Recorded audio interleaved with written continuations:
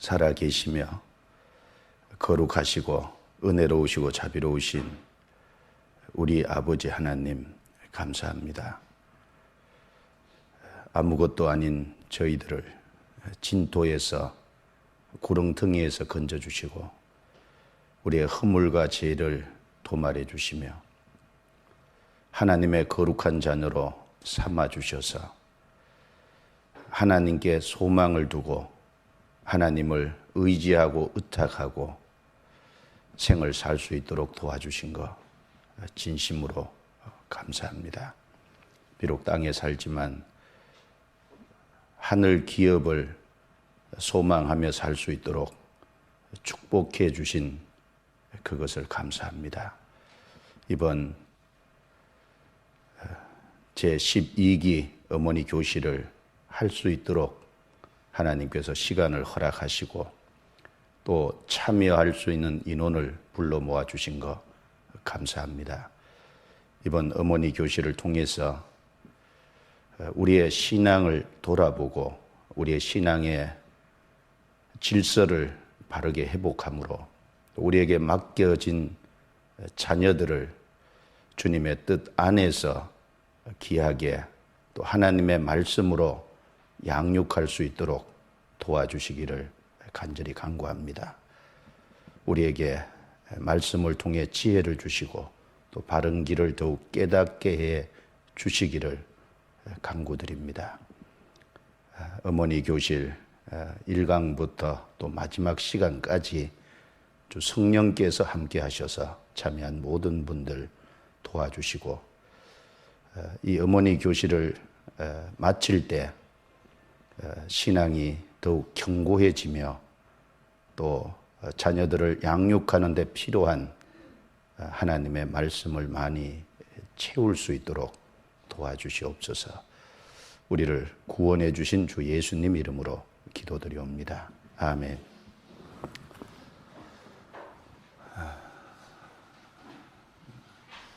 이번 기수는 좀 많네요.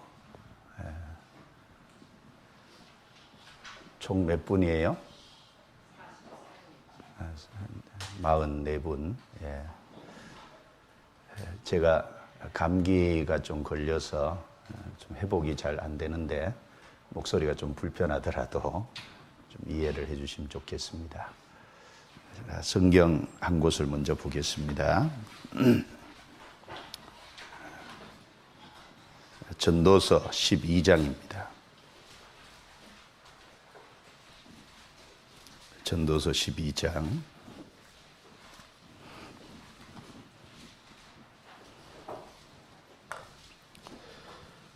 12장 13절 14절을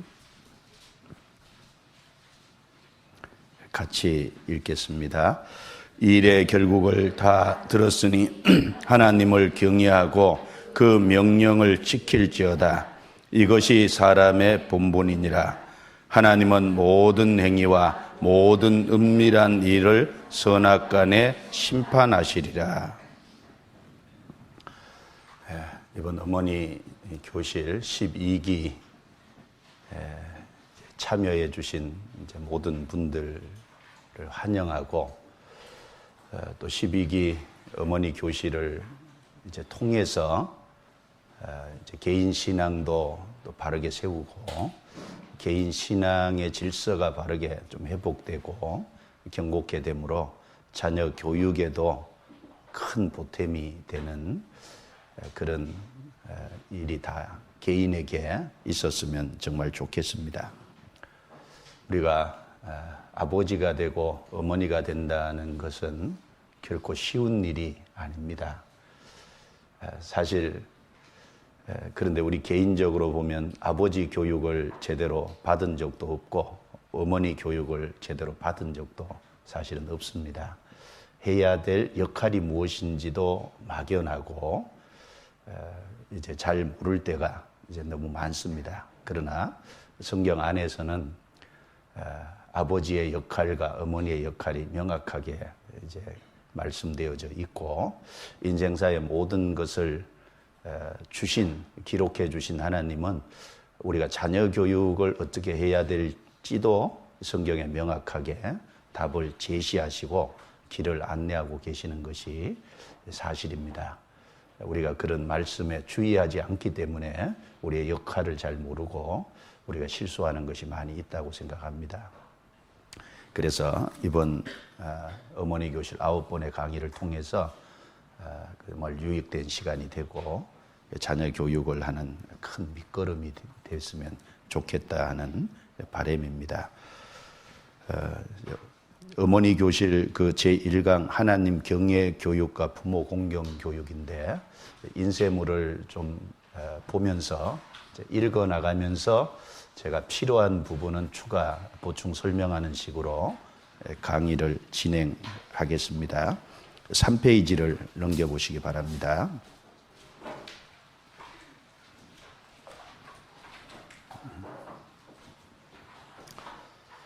3페이지 두 번째 단락입니다. 먼저 어머니 교실의 첫 강의를 하나님 경외라는 주제로부터 시작하게 된 것을 하나님께 감사드립니다. 사람이 태어나서 자신의 위로는 낳아주신 즉 육신의 부모를 공경하고 그보다 더 위로는 창조하신 즉 영의 아버지 하나님을 경외하는 삶을 산다는 것은 가장 중요한 일입니다. 성경은 하나님을 경외하는 것이 사람의 마땅한 본분이라고 말씀하십니다. 이 주제를 하나님 경외 교육과 부모 공경 교육 여기에다 정한 것은 그것이 바탕이 돼야 모든 것이 이루어지기 때문에 그래요. 하나님을 참으로 경외하는 사람이 구원을 받을 수 있고 하나님을 경외하는 그 사람이 바로 삶 속에 하나님의 말씀에 순종을 할 수 있을 겁니다. 하나님을 경외하는 그 사람이 자녀도 잘 가르칠 수 있을 거예요. 그런데 위에 하나님을 경외하는 것에 아래로 나타나 있는 것은 부모 공경입니다. 사람은 부모 공경이라는 걸 통해서 하나님을 경외하는 것을 실제 땅에서 배울 수 있는 거예요. 우리는 하나님은 눈에 안 보이잖아요. 안 보이는 하나님을 어떻게 공경하냐. 땅에 육신의 부모를 공경하는 걸 통해서 하나님을 어떻게 공경하는지를 배워가는 겁니다. 그래서 사실 부모 공경이 제대로 안 되면 하나님을 경외한다는 것은 이론이지 실제 제대로 될 수가 없을 겁니다. 그래서 성경에 그 요한 1서에도 말씀을 하시기를 보이는 부모를 사랑하지 않는 자가 보이지 않는 하나님을 어떻게 사랑하리요? 그렇죠. 보이는 부모를 주신 것은 그 부모를 사랑하는 걸 통해서 보이지 않는 하나님을 사랑하는 것을 배우라고 주신 겁니다. 그래서 이 부모 공경과 하나님 경외는 아주 직접적으로 연결이 되어 있어요. 그리고 그것이 모든 근간의 바탕을 이루고 있기 때문에 이 첫 강의를 이것으로 시작을 하는 겁니다. 여기 전도서 12장 13절 말씀에도요. 일의 결국을 다 들었으니 하나님을 경외하고 그 명령을 지킬지어다. 이것이 사람의 본분이니라. 전도서 1장부터 12장까지 긴 말씀을 기록해 놓고 제일 끝에 가서 하나님을 경외하고 그 명령을 지킬지어다. 하나님을 경외하고 그 말씀에 순종하는 거죠.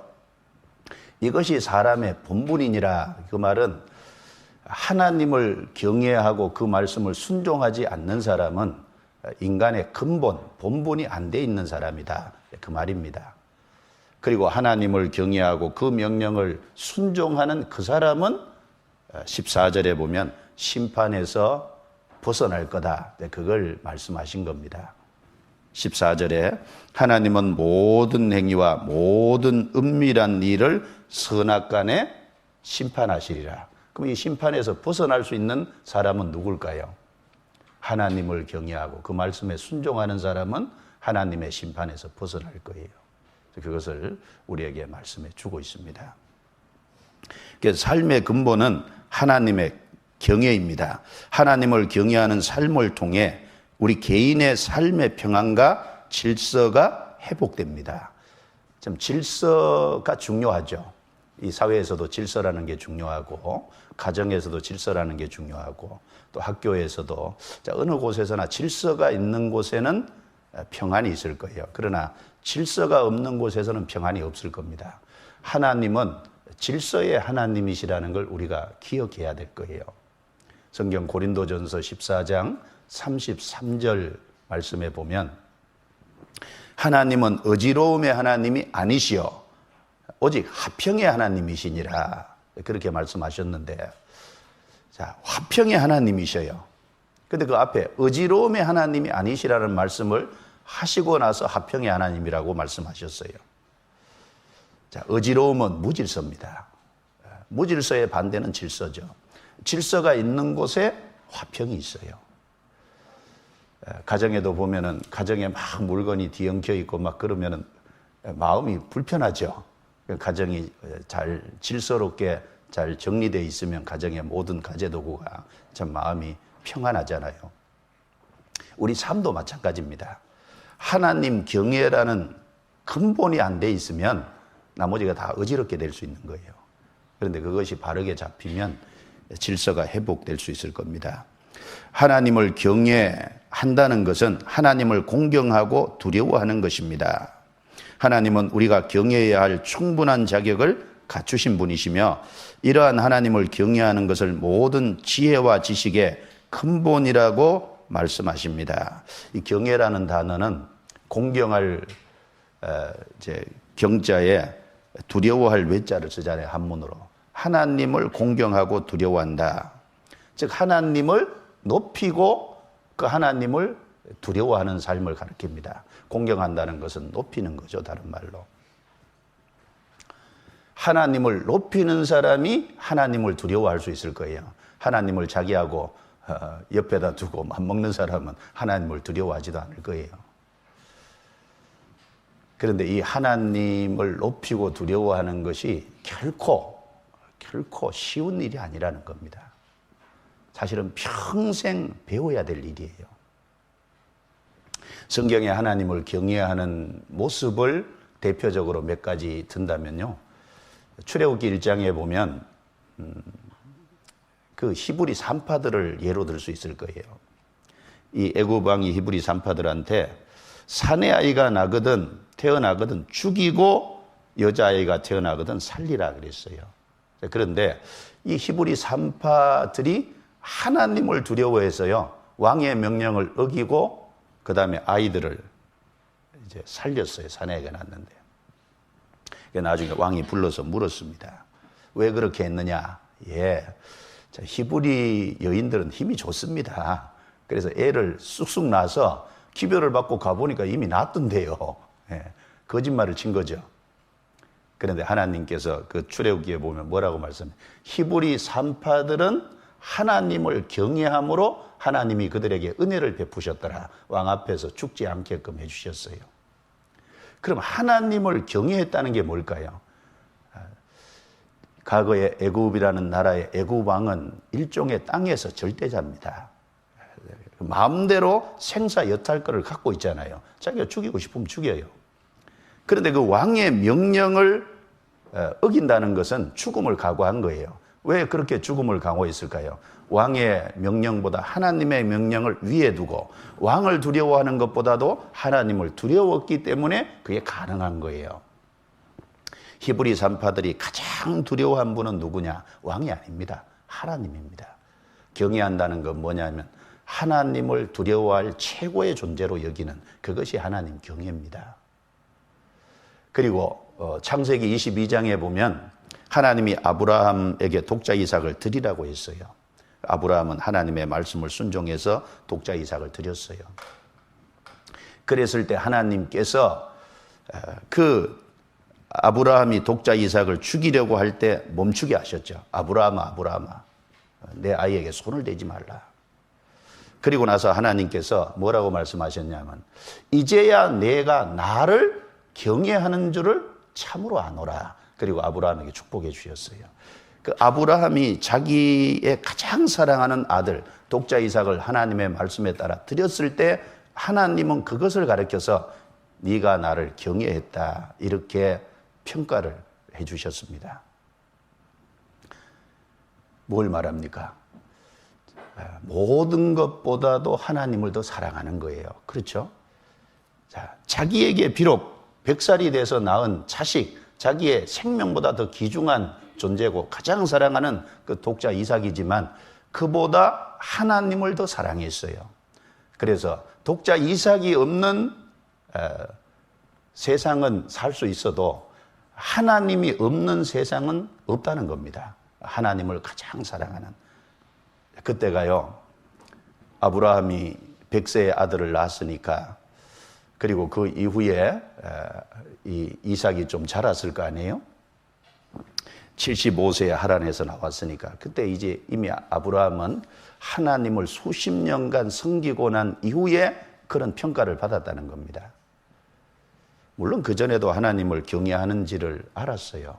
그런데 하나님을 경외하는 것을 이제 알았다 그렇게 말한 것은 그것이 하나님을 경외한다는 그 사건으로 입증된 겁니다. 그렇죠?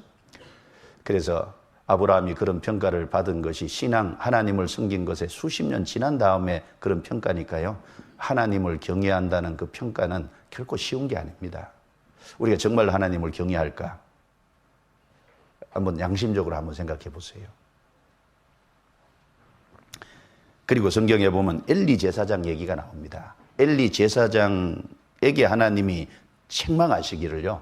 어찌하여 내 아들들을 나보다 더 중히 여겨서 자기의 아들들을 하나님보다 더 귀하게 여겼다 그랬어요. 그래서 하나님께서 엘리 제사장의 가문에 그 엘리의 두 아들은 하나님 알기를 싫어했고 엘리 제사장은 자기의 자녀들을 하나님보다 더 귀하게 여겼고 그래서 그 가정이 문제가 하나님이 심판하셨잖아요. 그래서 그걸 보시면서 하나님 말씀하시기를 나는 나를 존중히 여기는 자를 존중히 여기고 나를 멸시하는 자를 내가 경멸히 여기리라. 사무엘상 3장에 보면 그 말씀이 있죠. 자, 그래서 참으로 하나님을 두려워하고 가장 두려워하고 하나님을 가장 사랑하고 하나님을 가장 중히 여기는 그것이 하나님을 경외하는 겁니다. 실제 삶에서.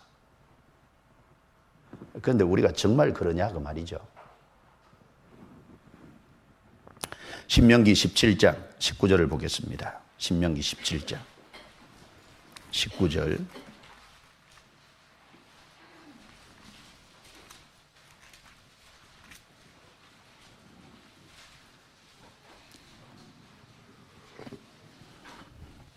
신명기 17장 19절 같이 읽겠습니다. 평생에 자기 옆에 두고 읽어서 그 하나님 여호와 경외하기를 배우며 이 율법의 모든 말과 이 규례를 지켜 행할 것이라. 여기 보면 이스라엘의 왕이 된 사람은 먼저 그 율법서, 그 당시에는 뭐 성경 전체가 없었죠. 율법서 하나님 주신 그 이제 모세 오경 그 중에 일부는 아직 없었고 그것을 등사를 해서 자기 옆에 두고서 평생 읽으라는 거예요. 하나님이 왜 성경을 우리에게 주셨을까? 성경 주신 이유가 여기 두 가지 나와 있잖아요. 하나님을 경외하고 그 명령을 지키는 것, 그 말씀에 순종하는 것을 배워가게 하기 위해서 우리에게 이 성경을 주신 겁니다. 그래서 평생에 자기 옆에 두고 읽어서 그 하나님 여호와 경외하기를 배우며 이 율법의 모든 규례와 말씀을 지켜 행할 것이라. 경외와 말씀, 순종. 경외하는 사람은 그 말씀을 하나님이 주신 말씀을 순종할 거예요. 경외와 순종. 이것이 하나님이 우리에게 바라는 겁니다. 잠언을 왜 주셨어요? 하나님 경외하기 위해서 주셨잖아요. 그래서 잠언 시작도 경외로, 잠언 끝나는 것도 경외하라고 끝납니다. 잠언 1장 한번 보시죠. 잠언 1장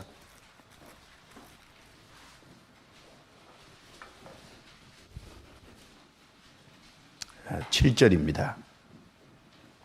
잠언 1장 7절 같이 읽겠습니다.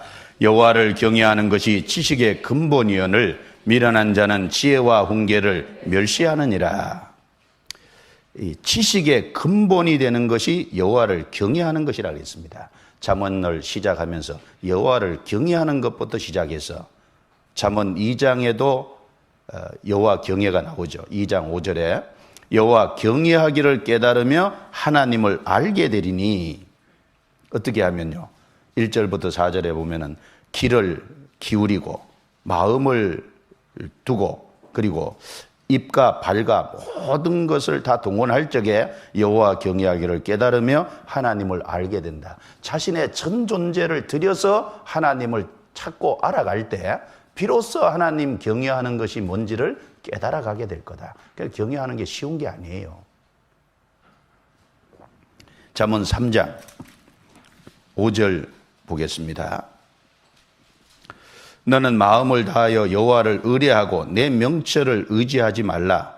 너는 범사에 그를 인정하라. 그리하면 내 길을 지도하시리라. 같이 읽습니다. 스스로 지혜롭게 여기지 말지어다. 여호와를 경외하며 악을 떠날지어다. 여호와를 경외하며 악을 떠날지어다. 악이 뭐겠어요? 여기 그 3절 이후에 4절 5절에 여호와를 의지하고 명철을 의지하지 말라 그랬는데, 자기 명철을 범사에 그를 인정하라 그랬는데 악이 뭐겠어요? 하나님을 의뢰하지 않는 것이 악이고 하나님을 인정하지 않는 것이 악입니다. 하나님을 의뢰하고 하나님을 인정하는 삶을 사는 것이 하나님 경외하는 거예요. 그 이 잠언에 보면 계속 경외 얘기가 나오잖아요. 잠언 끝에도 31장도 보겠습니다. 잠언 31장 30절 31절 같이 읽겠습니다. 고운 것도 거짓되고 아름다운 것도 헛되나 오직 여호와를 경외하는 여자는 칭찬을 받을 것이라. 그 손의 열매가 그에게로 돌아갈 것이요 그 행한 일을 인하여 성문에서 칭찬을 받으리라. 고운 것도 거짓되고 아름다운 것도 헛되나. 제가 여쭤볼게요. 왜 고운 것인데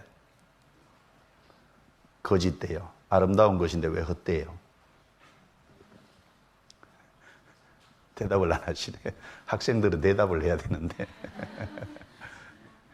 왜요? 고운 것이 항상 고운 것으로 있으면은 거짓된 게 아니죠.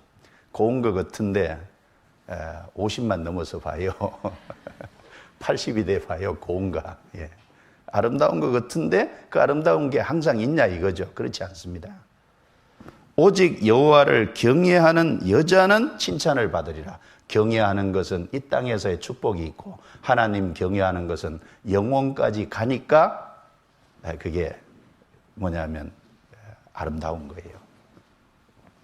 그래서 시편 19편에도 보면 여호와를 경외하는 도는 영원까지 이루고, 그 말씀 있죠. 여호와를 경외하는 도가 영원까지 이루고 영원까지 인도해 줄 거다 그 말이에요. 자, 그 밑에 보겠습니다. 인쇄물. 그래서 건물을 건축할 때 기초공사가 튼튼해야 흔들리지 않는 건물을 세울 수 있는 것처럼 삶의 기초를 하나님 경외 위에 바르게 세워놓으면 삶의 어떠한 역경과 어려움 속에서도 흔들리지 않고 하나님을 섬기며 살 수 있습니다. 인생을 살아가는 모든 지혜와 지식은 바로 하나님 경외에서 나온다는 이 말씀을 꼭 기억해야 합니다. 그래서 기초가 하나님 경외예요. 집을 짓는데도 참 기초가 튼튼하잖아요. 여기 성경에 보면 세례 요한 같은 사람은요 정말 하나님을 경외한 사람이잖아요. 세례 요한이 말했죠. 내 뒤에 오시는 분은 나보다 능력이 많으시니 나는 그의 신들매 불기도 감당치 못하겠노라. 자, 내 뒤에 오시는 예수님, 그 구세주 되시는 그리스도, 자, 그분은 나보다 능력이 많다. 어느 정도 많냐? 나는 그분 앞에서 그분의 신발끈도 풀었다 맸다 못할 사람이다. 종이라는 그 호칭 자체도 감당치 못할 자다. 그러니까 세례 요한은 이 예수님이 얼마나 높은 분이고 존귀한 분이고 얼마나 큰 권능을 가진 분이신지를 진정으로 알았기 때문에 그 말할 수 있잖아요. 저 동방 박사들은요, 베들레헴에 예수님이 탄생하셨을 때 바벨론 그쪽에서 오려면요 1000km가 넘거든요. 1000km 되는 거리를 걸어와서 경배하고 그리고 돌아갔잖아요. 1000km 되는 이 길을 또 걸어간 거예요. 여러분, 어떤 사람을 경배하려고 1000km 걸어가세요? 참 그런 모습을 보면 그 아기 예수, 그분이 어떤 신분이고 얼마나 존귀한 신분인지를 진정으로 알았기 때문에 그런 행동이 나올 수 있다는 겁니다. 삶의 근본은 건물의 기초가 중요하듯이 하나님 경외입니다. 하나님 경외가 바탕이에요. 자, 그리고 2번입니다. 하나님 그럼 경외 교육은 어떻게 해야 되냐? 말로 하는 게 아니라 삶으로 하는 거다라는 겁니다. 제약된 이 세상에서 하나님 경외라는 우리 자신의 삶의 우선순위가 회복되어야 우리 자녀의 삶의 우선순위도 바르게 세워질 것입니다. 그런데 여기서 우리가 기억해야 할 것은 자녀들의 하나님 경외는 부모로부터 그저 주어지는 지식이 아니라 부모 자녀 간의 삶에서 부딪히는 경험을 통해 배워진다는 것입니다. 하나님 경외를 가르친다는 것은 우리가 실제 하나님을 경외하고 사는 것입니다. 가르친다는 것은 사는 것입니다. 삶을 죄로부터 거룩하게 하고 말씀을 삶의 모든 행동 기준으로 삼아 살아가는 것입니다. 우리가 알다시피 가르침의 가장 영향력 있는 방법은 부모의 삶이 자녀의 모델이 되는 것입니다. 그 자녀가 성경 말씀을 정말 읽기를 원하냐? 내가 TV를 끄고 앉아서 조용히 하나님의 말씀을 보고 있는 모습을 보여줘야죠. 자녀가 부지런하고 성실하기를 원하냐? 그러면 부모가 먼저 부지런한 생활, 성실한 삶을 보여줘야 될 겁니다. 이 자녀는 부모와 닮은 꼴이죠. 우리는 우리의 삶을 통해 자녀들에게 하나님 경외라는 신앙을 전수하는 것입니다. 물려주는 거죠. 자, 자녀들은요, 부모의 좋은 점도 닮고 부모의 나쁜 점도 닮아요. 그런데 참 이 사람이 타락된 기질을 갖고 있으니까요, 좋은 점은 닮아가는 것이 더디고 나쁜 점은 금방 배워요. 그렇잖아요. 왜 그러냐면 타락된 기질이 있어서 그래요. 성경에 보면요, 부모 하는 것을 꼭 닮잖아요. 이 세상에 이 고등학교 같은데 고등학교를 아이를 어디에 보내냐 참 고민하잖아요, 부모가. 요즘 참 뺑뺑이 돌려서 보내니까 뭐 방법이 없지만은. 그런데 이 학교의 과거에 보면 전통이라는 것이 참 중요합니다. 선배가 세워놓은 전통. 그 전통이 공부하는 분위기가 되면요, 공부 안 하는 아이들도 거기 들어가면 공부하게 돼요. 그런데 전통이 놀고 즐기는 전통을 세워놓으면요, 선배들이 그 공부를 잘하는 애도 거기 들어가면 엉뚱하게 된다고. 이게 닮는 거예요. 가정에서는 더욱 그렇죠. 아브라함은 정말 신앙의 인물입니다. 근데 아브라함이 100살 돼서 낳은 아들 이삭, 그 이삭이 아브라함의 좋은 점만 담기를 원하지 않았겠어요? 그런데 아브라함의 나쁜 점도 담잖아요. 예를 들면 아브라함이 애굽에 내려가서요, 자기 목숨에 두려운 것 때문에 자기 아내를 여동생이라고, 자기 누이라고 속였어요. 창세기 20장에 보면은 그랄 땅에 내려갔을 때 또 한 번 또 속였어요. 2번이나 자기 아내를 자기 누이라고 속였어요. 그런 건 안 닮으면 얼마나 좋아요. 근데 이삭이 그걸 닮잖아요. 자기 목숨이 두려우니까 자기 아내를 누이라고 속이잖아요. 그러니까 우리가 안 닮았으면 하는 것도 닮는 것이 문제예요. 그건 더 잘 닮아요. 다윗이 밧세바를 취했잖아요. 우리아의 아내 밧세바. 그런데 그 아들 압살롬은요, 백주 대낮에 다윗의 후궁들을 왕궁 옥상에서 욕을 보였잖아요. 참 안 닮으면 얼마나 좋아요. 다윗은 은밀한 중에서 했는데 그게 이스라엘에 다 알려졌겠죠. 압살롬은 그걸 왕궁 옥상에서 행하는, 버젓이 대낮에 대놓고 행하는 백성들 앞에서. 그러니까 그 담는 겁니다. 그러니까 부모의 삶이 정말 중요해요. 그러니까 이 자녀들에게 하나님을 경외하라고 가르치는 건 지식이 아니라 부모의 삶이에요. 부모의 삶으로 가르치는 겁니다. 자, 4페이지 보겠습니다.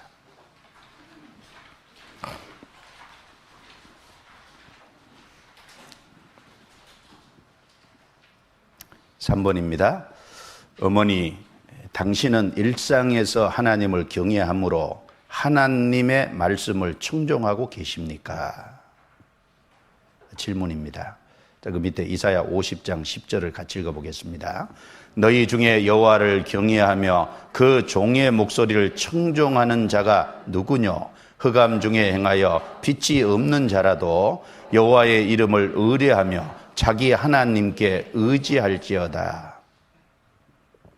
하나님을 경외하며 종의 목소리를 청종하는 건 순종이죠. 경외와 순종. 말씀을 지키고 말씀을 청종하고 이게 다 순종입니다. 순종.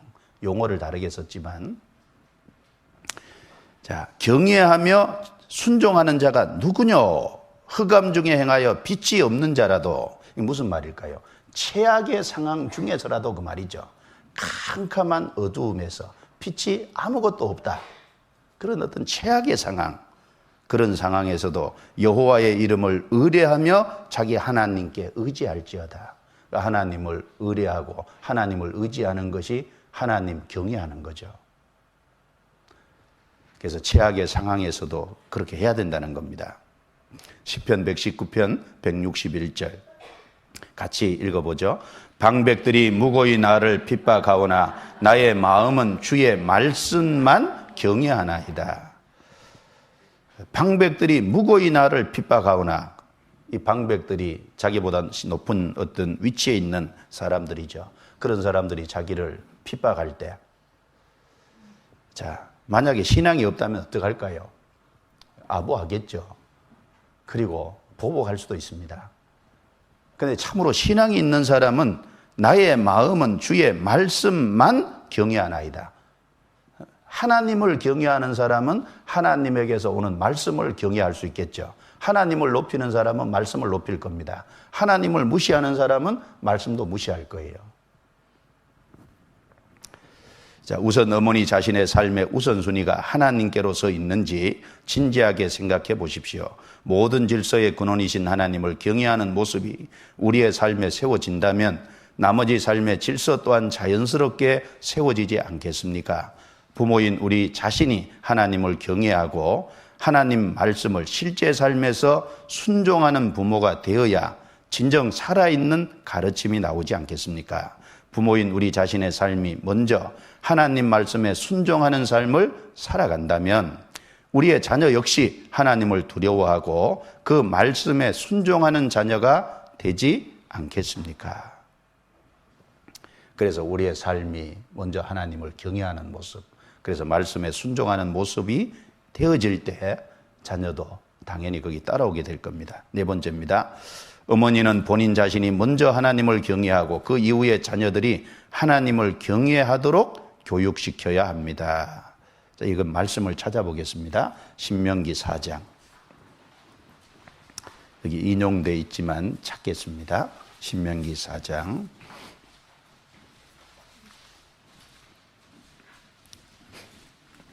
9절 10절을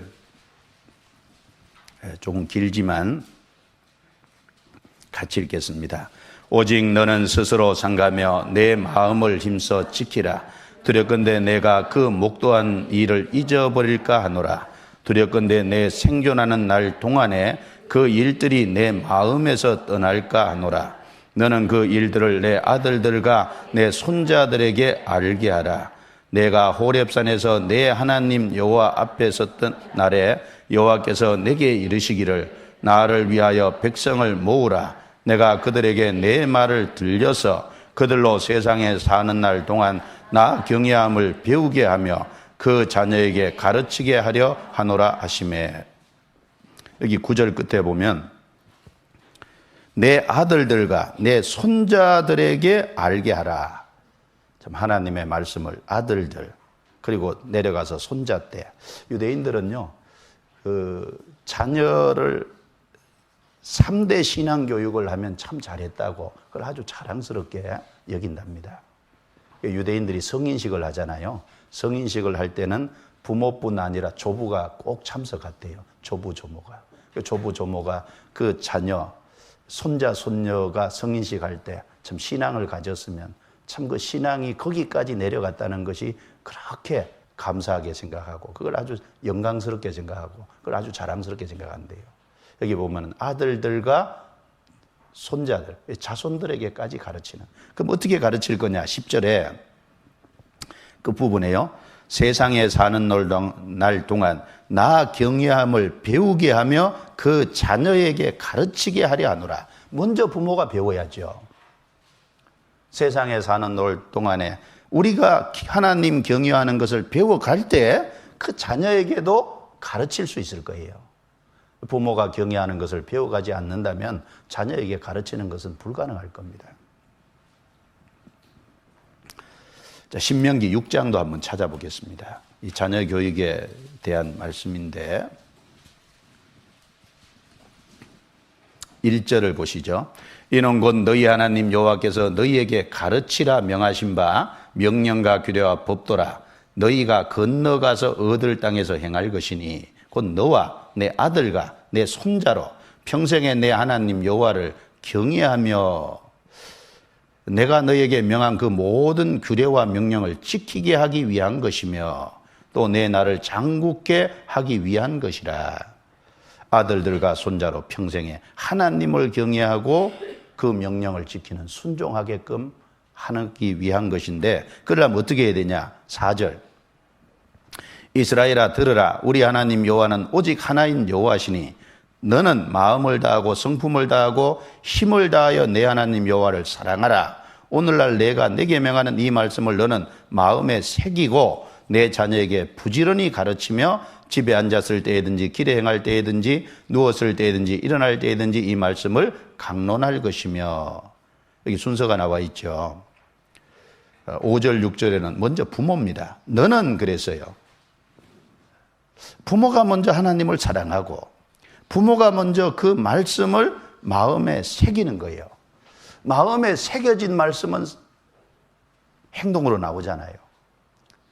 부모가 먼저 하나님을 참으로 사랑하는, 하나님 사랑하는 게 하나님 경외죠.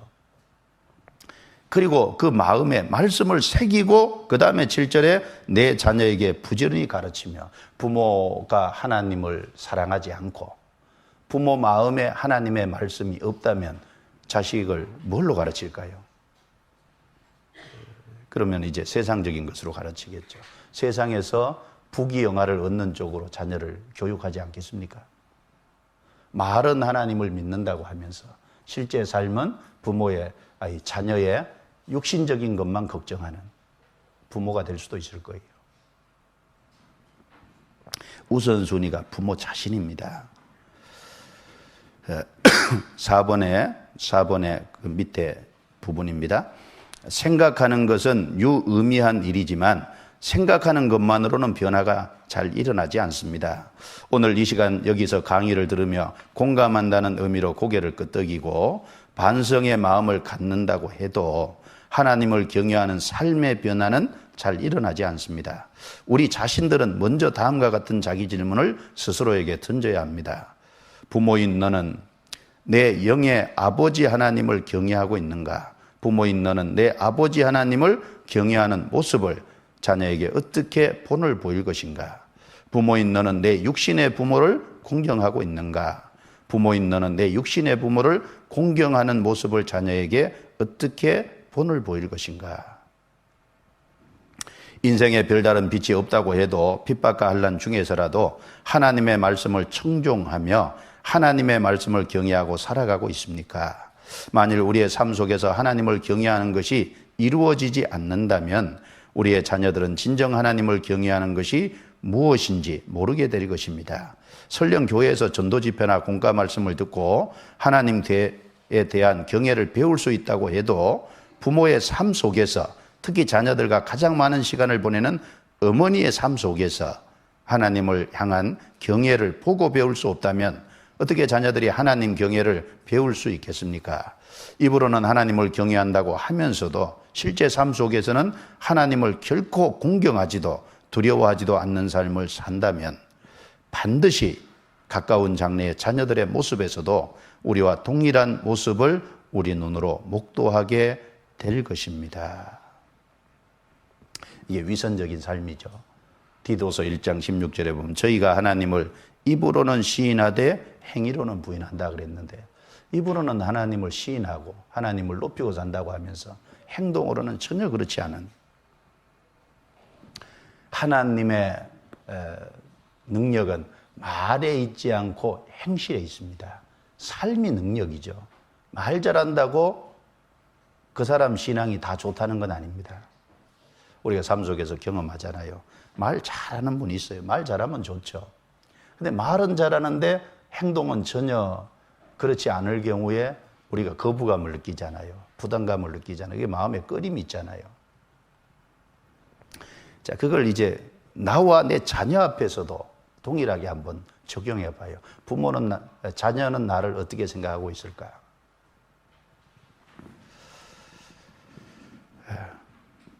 그래서 고린도전서 4장 19절 20절에 보면 하나님의 나라는, 하나님의 능력은 말에 있지 않고 행실에 있다 그랬어요.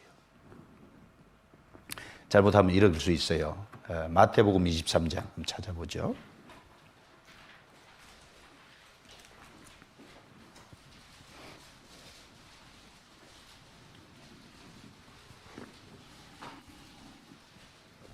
마태복음 23장 3절입니다. 2절부터 제가 읽죠. 서기관들과 바리새인들이 모세의 자리에 앉았으니 그러므로 무엇이든지 저희의 말하는 바는 행하고 지키되 저희의 하는 행위는 본받지 말라. 저희는 말만 하고 행치 아니하며. 이 서기관과 바리새인들, 유대 종교가들, 모세의 자리에 앉았다는 건 모세의 율법을 가르친다는 거예요. 가르치기는 하는데, 말은 하는데 행동으로는 전혀 행하는 것이 없으니까요. 말은 하나님 말씀을 하니까 말은 받되 행위는 본받지 마라. 자, 이것이 위선적인 종교가들의 모습인데, 일면 그것이 우리의 삶 속에서도, 그 종교가들만 비난할 게 아니라 우리의 삶 속에서도 그런 부분이 있지 않냐 그 말입니다. 가정에서 자녀에게 내 행동은 본받지 마라. 그런데 내 말은 들어야 될 거 아니냐. 그 얼마나 능력 없는 말이에요. 힘이 없죠. 그러니까 자 5번입니다. 하나님을 경외한다는 것은 구체적으로 말해 하나님의 말씀을 청종한다는 것입니다. 하나님을 경외하는 사람은 하나님의 말씀을 듣고 그 말씀을 지키며 순종하는 사람입니다. 성경은 말씀이 하나님이라고 가르치십니다. 그러므로 말씀을 읽는다는 것은 하나님을 읽는 것입니다. 하나님의 뜻을 발견하고 그 뜻대로 살아가기 위해서는 말씀을 알아야 하며, 말씀을 아는 사람은 말씀을 경외하게 되어 있습니다. 그러므로 하나님을 경외하는 사람은 반드시 하나님의 말씀을 경외하게 됩니다. 자, 신명기 13장 4절을 같이 읽습니다. 너희는 너희 하나님 여호와를 순종하여 그를 경외하며 그 명령을 지키며 그 목소리를 청종하며 그를 섬기며 그에게 부종하고. 그래서 하나님을 참으로 마음 중심에 높이고 말씀을 아는 사람은 말씀을 순종할 거예요. 자, 5페이지 넘기겠습니다.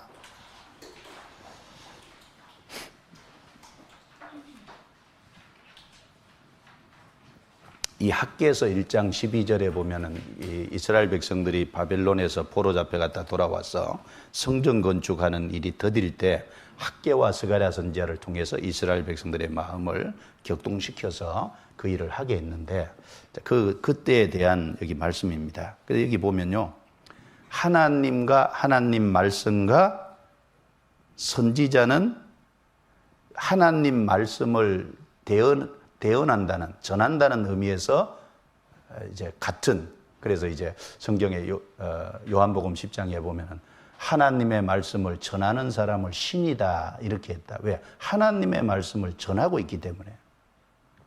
그래서 하나님과 하나님 말씀은 동급입니다.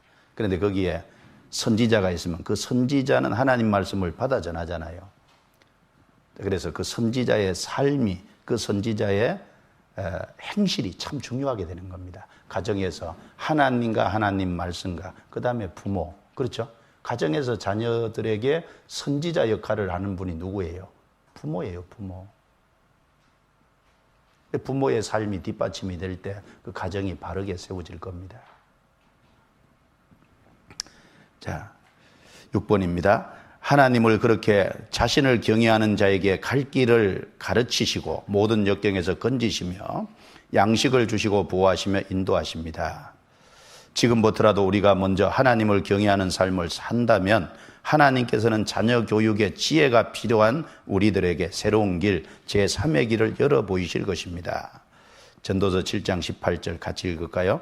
너는 이것을 잡으며 저것을 놓지 마는 것이 좋으니 하나님을 경외하는 자는 이 모든 일에서 벗어날 것임이니라.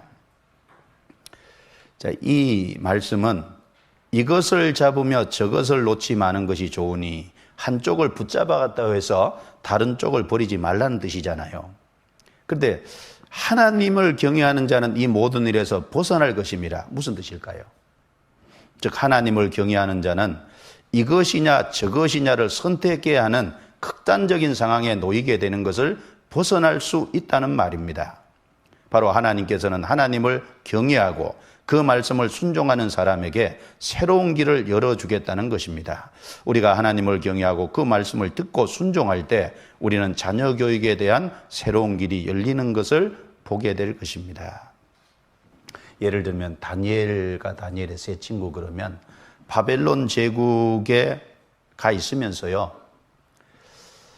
우상이 가득한 나라잖아요. 우상을 섬기든지 섬기지 않으면 죽든지 둘 중에 하나잖아요. 그런데 바벨론 제국에 가서 우상을 안 섬기고 하나님도 섬기고 죽지 않고 영광스럽게 되는 그 높은 위치까지 오르는 그 제3의 길입니다. 그렇죠? 얼른 생각하면은 우상 안 섬기면 죽겠다 싶은데 우상을 섬기든지 아니면 죽든지. 그런데 우상을 섬기지도 않고 죽지도 않고 그리고 정말 하나님을 섬기면서도 이제 높은 그 위치까지 올라갈 수 있는 그게 이제 어떤 제3의 길입니다. 하나님 주시는 길이 있어요. 그래서 우리가 자녀 교육에 대해서요 참 많은 고민이 있을 거예요. 말썽 부리는 자녀도 있고 어떤 자녀는 기질이 더 다른 아이보다 기질이 더 강한 자녀도 있어요. 기질이 강한 아이는 다스리기가 참 어렵죠. 그럴 적에 이 강한 기질을 가진 아이를 어떻게 다스리고 통제할까 참 답답하기도 합니다. 그런데 하나님을 경외하고 살면 하나님이 그런 아이도 다스릴 수 있는 지혜를 주실 거예요. 우리는 그걸 믿어야 될 겁니다. 고린도전서 10장 13절에 보기요. 사람이 감당할 시험 밖에는 너희에게 당한 것이 없나니 오직 하나님은 미쁘사 너희가 감당치 못할 시험 당함을 허락지 아니하시고 시험 당할 즈음에 또한 피할 길을 내사 너희로 능히 감당하게 하시느니라. 피할 길을 내사 피할 길을 주실 거예요. 하나님이 하늘에서 이렇게 내려다 보실 때요. 내가 이 자녀를 누구에게 맡길까? 이 사람을 누구에게 맡길까 생각 안 해보셨겠어요? 지금 내게 있는 하나님 내게 주신 자녀 기질이 강하든지 어떤 문제가 있든지 하나님이 내게 꼭 필요한 자녀니까 내게 맡기셨을 거예요. 하나님이 실수하십니까? 하나님 실수하지 않아요. 뭔가 맡겨줬을 때는 딱 그 가정에 딱 필요하니까 주셨을 거예요. 어떤 아이든지 간에. 그리고 문제는 자녀가 문제가 아니라 부모가 문제죠. 부모가 그런 자녀를 통제하고 다스릴 수 있는 지혜를 하나님께 받아야 됩니다. 하나님 맡기셨다면, 하나님이 실수하지 않고 맡기셨다면 부모에게 그 자녀를 다스리고 기를 수 있는 그 지혜도 부모에게 주시지 않겠어요?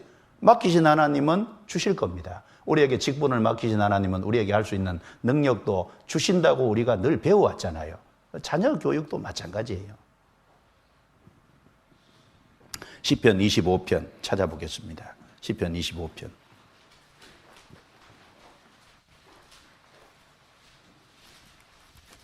시편 25편 12절부터 14절까지입니다. 같이 읽어볼까요? 여호와를 경외하는 자 누구뇨? 그 택할 길을 저에게 가르치시리로다. 저의 영혼은 평안히 거하고 그 자손은 땅을 상속하리로다. 여호와의 친밀함이 경외하는 자에게 있음이요 그 언약을 저희에게 보이시리로다. 여호와를 경외하는 자 누구뇨? 그 택할 길을 저에게 가르치시리로다. 하나님이 길을 안내해 주시겠다는 거예요. 그리고 14절에 여호와의 친밀함이 경외하는 자에게 있다. 하나님을 경외하는 사람에게 하나님의 친밀함을 나타내 주세요. 하나님을 경외하는 사람이 하나님의 임재를 느끼고 살 거예요. 자, 그 사람에게 그 언약을 저희에게 보이시리로다. 하나님의 언약이 뭐예요? 하나님의 언약이 말씀 속에 있잖아요. 말씀을 보이시고 그리고 길을 안내하실 겁니다. 시편 33편 거기 18절 19절을 제가 읽겠습니다. 여호와는 그 경외하는 자 곧 그 인자하심을 바라는 자를 살피사 저희 영혼을 사망에서 건지시며 저희를 기근 시에 살게 하시는도다. 여기 경외하는 자에게 영혼을 사망에서 영혼도 구원해 주시고 저희를 기근 시에 기근이라는 건 딱 이제 어떤 삶 속에서 어떤 환경 하나를 얘기했으니까 꼭 기근뿐 아니라 삶의 어려움 속에서 하나님이 건져주시겠다는 거예요. 그래서 영혼도 건지시고 삶 속에서 육신적인 것도 도와주시고. 자, 7번입니다. 그래서 하나님을 경외하는 자에게 모든 것을 주실 거예요. 7번. 그렇다면 이제 우리의 자녀들이 하나님을 경외하도록 가르치려면 어떻게 가르쳐야 할까요? 어떻게 하나님 경외 교육을 실시해야 할까요? 몇 가지를 좀 적어봤는데, 첫 번째, 자녀가 하나님의 말씀을 두려워하도록 가르쳐야 합니다. 참 이게 어렵지만 아주 중요한 겁니다. 하나님의 말씀을 두려워하도록 가르쳐야 된다. 하나님을 두려워하는 사람은 하나님 말씀도 높이고 두려워할 거예요. 하나님의 말씀 앞에 자녀 자신의 생각이나 몸의 욕구들을 무릎 꿇도록 가르쳐야 합니다. 그렇죠? 어떤 자기의 생각 많잖아요. 그리고 어떤 몸의 욕구들, 내가 뭔가 이루고 싶은 게 있는데 그걸 절제하는 것을 그 하나님 말씀 앞에 무릎 꿇는 그런 모습으로 가르쳐야 될 거예요. 우리가 첫 번째는 하나님 앞에 왜 나와요? 구원받기 위해서 나오잖아요. 구원받았으면 두 번째는 어디로 인도해야 될까요? 하나님 앞에 무릎 꿇는 곳으로 나아가야 돼요. 하나님을 경외하는 곳으로 나아가야 됩니다. 시편 95편 한번 찾아보죠. 시편 찾았으니까.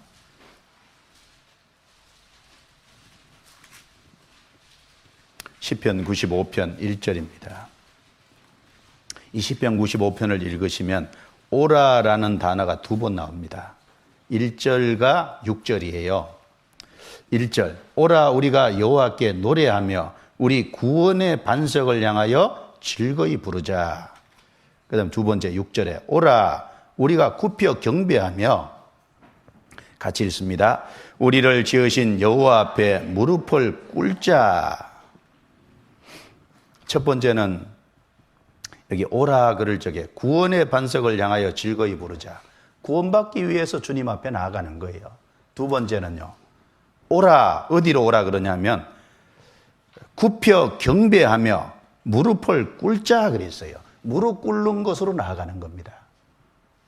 구원을 받게 하고 무릎 꿇는 곳으로 나아가게 하고.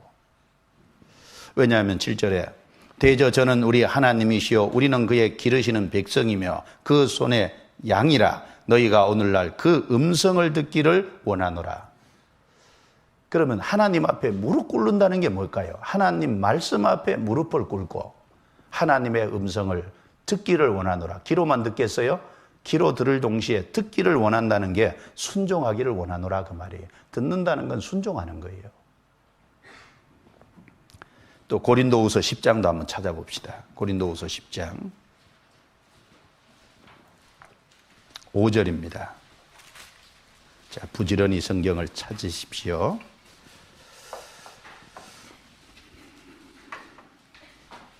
고린도후서 10장 5절.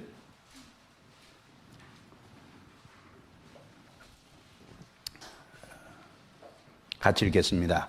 모든 이론을 파하며 하나님 아는 것을 대적하여 높아진 것을 다 파하고 모든 생각을 사로잡아 그리스도에게 복종케 하니.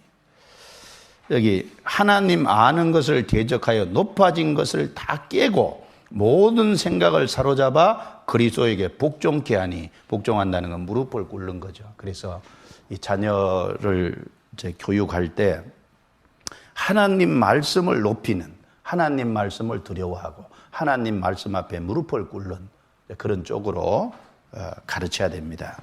그래서 성경이 말씀하시기를, 하나님이 말씀하시기를, 이럴 때 성경은 이렇게 말씀하신단다. 말씀을 자꾸 강조해서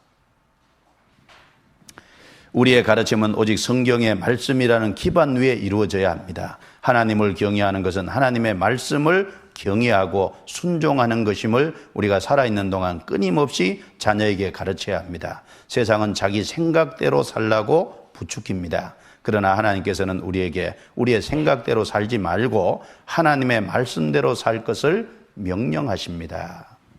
그렇죠. 세상은 뭐라 그래요? 내버려 두세요. 아예 하고 싶은 대로 하게 두세요. 그래요. 내버려 두고 아예 하고 싶은 대로 하게 해서 잘 된다는 보장만 있으면 그렇게 하죠. 그런데 정말 내버려 두고 아예 하고 싶은 대로 하도록 내버려 두면 잘 될까요?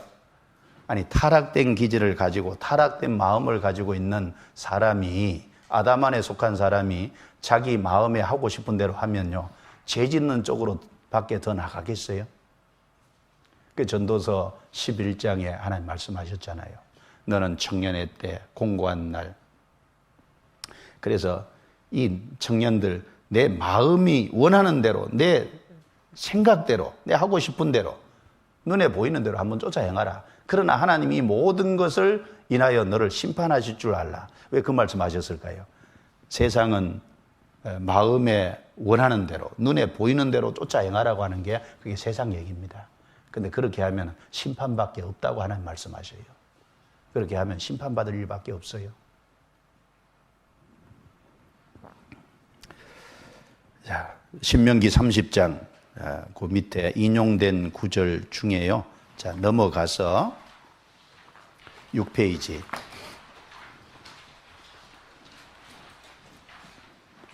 제일 윗줄을 오직이라는 단어부터 읽어보겠습니다. 오직 그 말씀이 내게 심히 가까워서 내 입에 있으며 내 마음에 있은즉 내가 이를 행할 수 있느니라. 그 말씀이 내게 심히 가까워서 입에 있고 마음에 있다. 물론 이 신명기 30장 이 말씀은 신명기 30장을 읽어보면 신명기 30장 앞쪽에는 마음의 할례를 얘기했어요. 마음의 할례가 영혼 구원을 대한 그림자잖아요. 마음의 할례를 받은 사람 속에 제3의 확실한 확신이 있는 동시에 성령이 들어오시잖아요. 성령이 들어오시면 그 말씀이, 성령이 들어오시니까 그 말씀이 먼 데 있는 게 아니라는 거예요. 이제 행할 수 있는 능력 되시는 근원이 와 있으니까 얼마든지 행할 수 있다, 그 말씀입니다. 확실히 구원을 받으면 행할 수 있는 능력이 이제 생길 거예요. 그러나 아직 아이들 중에 구원 안 받은 아이들도 있고 그럴지라도 어쨌든 하나님을 경외하고 말씀을 높이는 것을 자꾸 가르쳐 줄 때 그게 구원받는 쪽으로 나아가는 아주 큰 밑바탕이 틀림없이 될 겁니다. 잠언 3장 1절 같이 읽습니다. 내 아들아 나의 법을 잊어버리지 말고 내 마음으로 나의 명령을 지키라. 여기 마음으로 그랬어요. 그 밑에 줄입니다. 참다운 경외는 하나님은 우주를 창조하시고 우주를 다스리시는 왕이시다라는 고백이 나오면서부터 시작되며 하나님 말씀에 대한 순종의 모습에서 자라나게 됩니다. 그래서 성경 말씀 중심의 어머니 교실이 시작된 것입니다. 성경이 우리에게 말씀하시는 것은 무엇이며 우리는 거기에 어떻게 순종할 것인가? 우리 자녀들이 어떻게 하나님을 경외하고 어떻게 하나님 말씀에 순종하게 할 것인가라는 질문에 함께 기도하고 함께 고민하고 대답하기 위해 어머니 교실이 시작된 것입니다. 앞으로 이런 구체적인 방법들을 배우게 될 것입니다. 방가로 2번. 우리가 먼저 하나님의 말씀을 두려워하는 마음으로 배우고 익혀야 합니다. 그렇죠. 자녀가 말씀을 두려워하도록 가르치려면 먼저 앞장서서 부모가 말씀을 두려워하는 마음으로 배우고 익혀야 되겠죠. 자녀들이 하나님의 말씀을 경외하도록 가르치기 위해서는 먼저 우리가 온 마음과 정성을 다해 성경을 배우고 익혀야 합니다.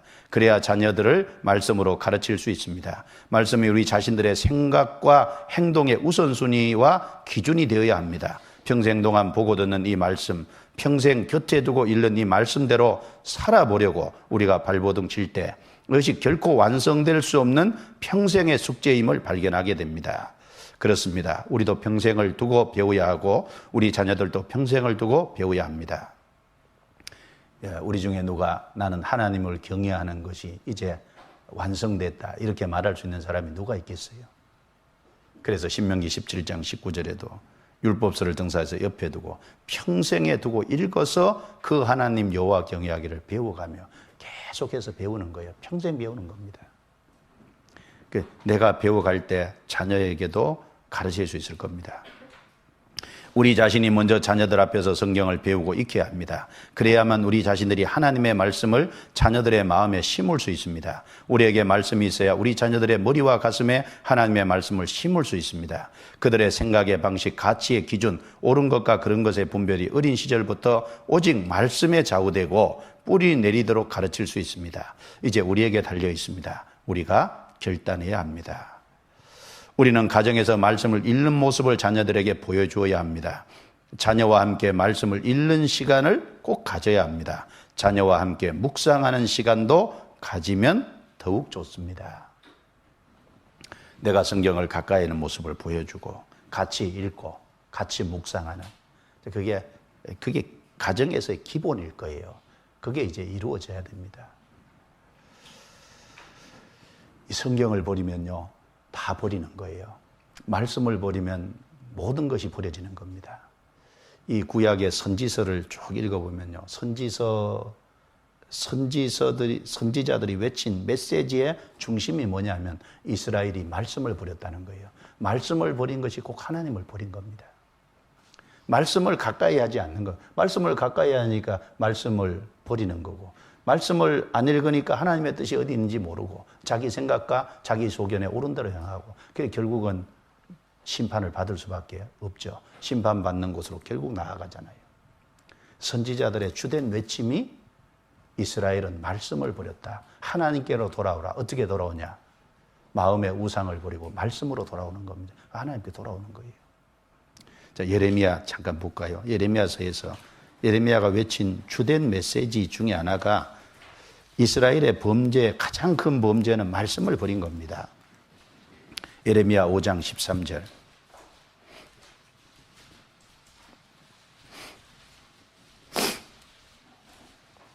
예레미야 5장 13절 같이 읽겠습니다. 선지자들은 바람이라 말씀이 그들의 속에 있지 아니한즉 그같이 그들이 당하리라 하느니라. 하나님이 예레미야 선지자를 통해서요 이스라엘 범죄를 책망하고 이스라엘이 안 돌이키면 하나님의 심판이 있다고 계속 외치잖아요. 그런데 이스라엘 백성들의 반응이 여기 나타나 있는 거예요. 선지자들은 뭐라고요? 바람이라. 선지자들을요 그냥 스쳐 지나가는 바람으로 생각하는 거예요. 말씀이 그들의 속에 있지 아니한즉 그들이 하나님의 말씀을 받아서 하나님의 말씀을 지금 선포하는데 하나님 말씀 아니라는 겁니다. 그리고 선지자들이 심판을 경고하는데 선지자들 지들이 심판받을 거다 이러고 있습니다. 그러니까 이 문제인 거예요. 도무지. 6장 10절입니다. 6장 10절. 내가 누구에게 말하며 누구에게 경책하여 듣게 할꼬 보라 그 귀가 할례를 받지 못하였으므로 듣지 못하는도다. 같이 읽습니다. 보라 여호와의 말씀을 그들이 자기에게 욕으로 여기고 이를 즐겨 아니하니. 여호와의 말씀을요 욕으로 여겨요. 선지자가 그들을 불쌍히 여기고 안타깝게 생각해서 심판을 경고하는데 그 심판의 경고를 자기에게 욕하는 것으로 듣는 거예요. 그리고 그 말씀을 듣기를 즐겨 안 해요. 8장 8절 9절.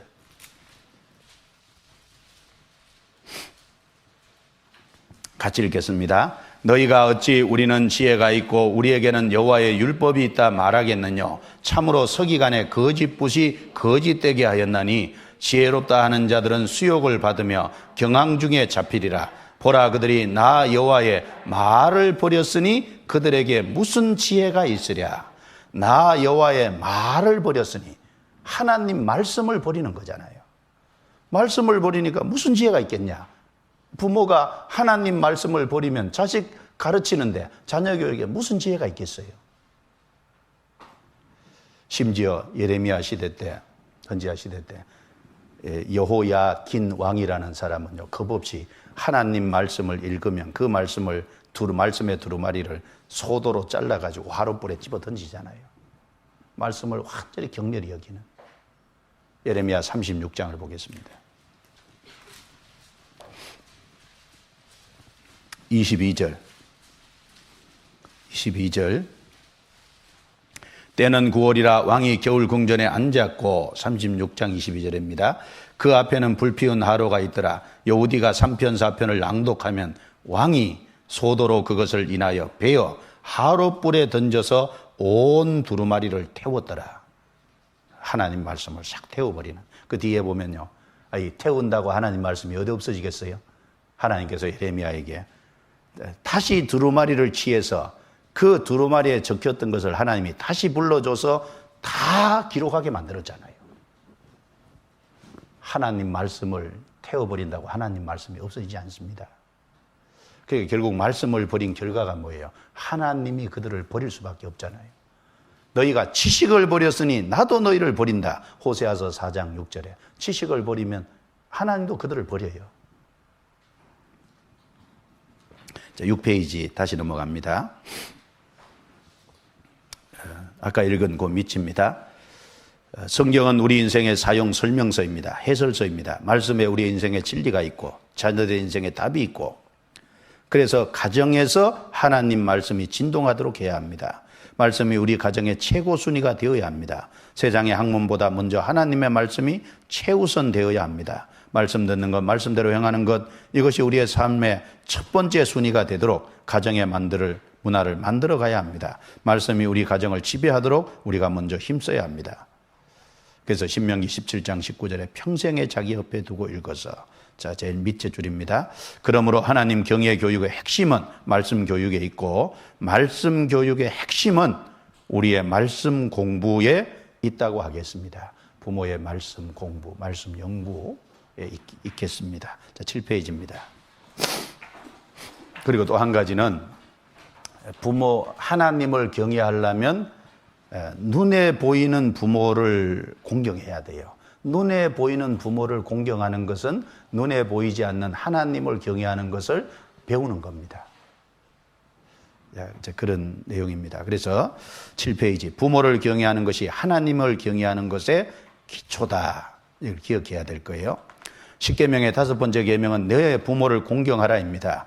하나님은 십계명 중에서 인간의 하나님에 대한 4가지 계명과 인간 대 인간에 관한 6가지 계명을 잇는 계명으로 5번째 계명을 주셨습니다. 바로 하나님과 인간을 잇는 연결고리인 5번째 계명이 내 부모를 공경하라입니다. 만일 이 부모 공경이라는 연결고리가 끊어지면 하나님과 인간과의 관계도 끊어질 수밖에 없습니다.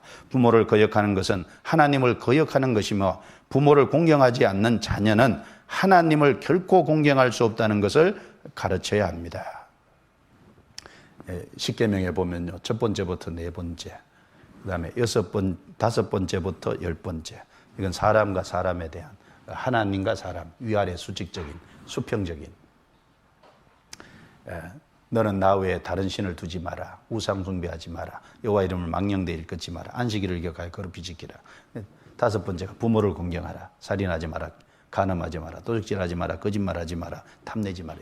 근데 여기 하나님께 대한 계명과 사람에 대한 계명인데, 그 5번째가 연결고리잖아요. 이 하나님 경외를 쫙 얘기하면서 하나님을 어떻게 섬겨야 될 걸 얘기하면서 그 첫 번째로 사람이 주신 계명 중에 부모를 공경하라 이렇게 나오거든요. 그러면 부모 공경은 하나님을 경외하는 것의 지름길입니다. 그렇죠? 부모 공경을 통해서 하나님 경외하는 걸 배우는 거예요. 그러면 부모 공경을 안 하면요, 하나님 경외하는 걸 결코 배울 수 없어요. 우리 자녀를 나무랄 게 아니라 우리 자신이 정말 우리 부모를 공경하고 있냐 그 말이에요. 내 자신도 내가 나를 낳아주시고 길러주신 부모를 공경하지 않으면 나 자신부터가 하나님 공경한다는 게 뭔지 몰라요.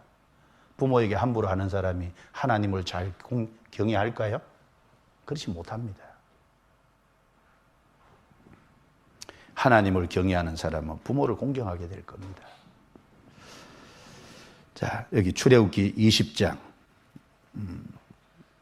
레위기 19장을 한번 보겠습니다. 성경 한번 찾아보죠, 이 말씀은. 자, 이런 말씀이 있죠. 레위기 19장.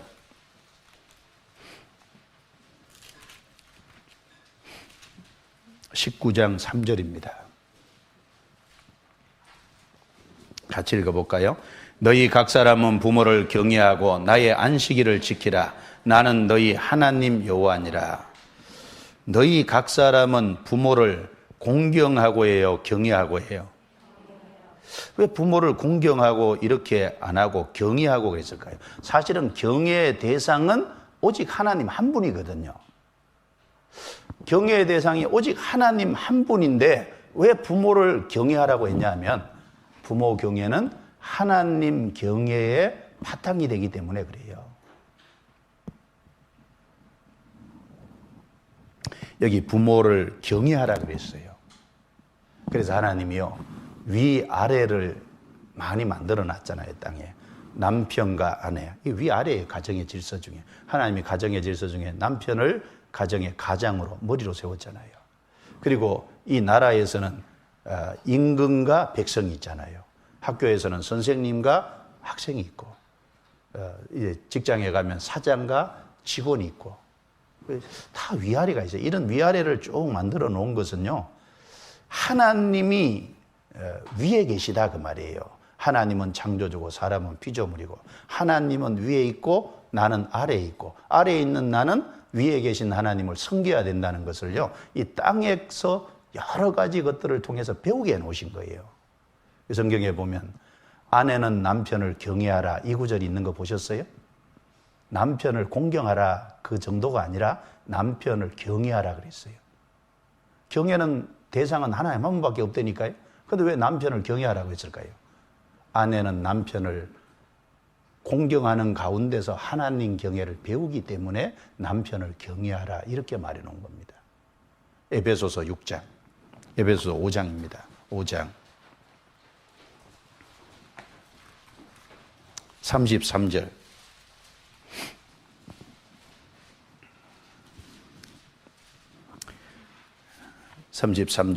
그러나 너희도 각각 자기의 아내 사랑하기를 자기같이 하고, 같이 읽습니다. 아내도 그 남편을 경외하라. 아내도 그 남편을 경외하라 그랬어요.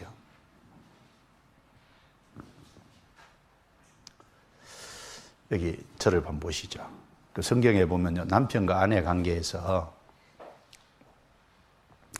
성경에 보면 남편은 하나님을 상징하는 존재예요. 아내는 사람을 상징하는 겁니다. 그러니까 이제 남편이 아내를 사랑하라는 말은 많아요, 성경에. 그런데 아내가 남편을 사랑하라 그 구절 보셨어요? 남편이 아내를 사랑하라는 말은 계속 하셨지만 아내가 남편을 사랑하라 성경에 딱 한 구절 나옵니다. 그런데 그것도요, 자녀하고 같이 끼워서 한마디 했을 뿐이에요. 성경에 디도서 한번 보죠. 여기 접고 디도서.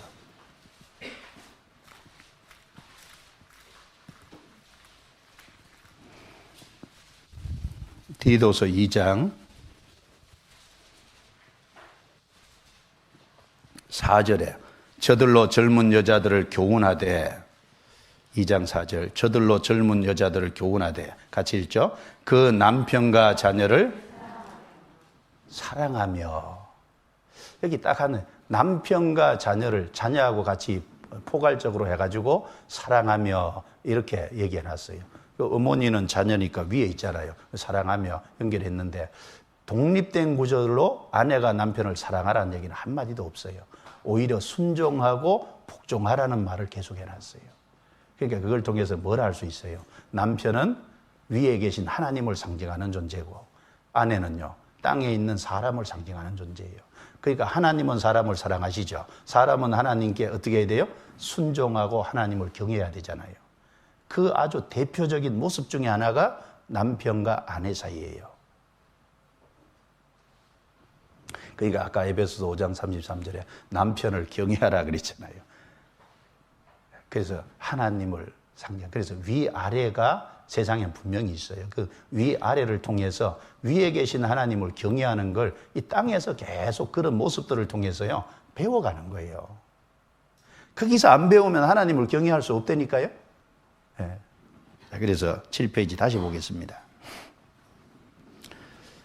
자, 왜 하나님은 인간에게 내 부모를 사랑하라 계명을 주시지 않고 내 부모를 공경하라는 계명만을 주셨을까요? 그 이유는 부모는 자녀를 사랑하지 말라고 해도 사랑하지만 자녀는 하나님의 은혜나 부모의 은혜를 쉽게 잊기 때문에 잊어버리기 때문이 아닐까요? 그러므로 하나님은 내 부모를 공경하라는 계명을 사람에게 명하여 잊지 말고 지키라고 하신 것입니다. 그렇죠. 우리가 부모가 자식을 사랑은 하지 말라고 해도 사랑해요. 그렇죠. 지나치게 사랑해서 문제죠. 예. 예. 그런데 자녀가 부모를 사랑하는 것은 어려워요. 그렇죠. 자녀가 부모를 쉽게 잊어먹어요. 사람이 하나님도 쉽게 잊어먹어요. 잊고 살기 때문에 공경하지 못하고 경외하지 못하는 겁니다. 그러니까 계명 속에 내 부모를 공경하라 딱 집어넣어가지고 항상 잊지 말도록 하기 위해서. 부모 공경은 하나님께서 인간에게 약속하신 축복받는 첫 번째 계명입니다. 에베소서 6장 2절 3절에 그렇게 말씀하셨죠. 그러므로 자녀는 하나님을 경외하고 마땅히 부모를 공경해야 합니다. 이는 부모님을 공경하는 것이 바로 하나님을 공경하는 기름을 뜻하는 것입니다. 또한 하나님은 자녀에게 부모 공경의 대가로 땅에서 장수하고 범사에 잘 되는 축복까지 주시겠다고 약속하셨습니다.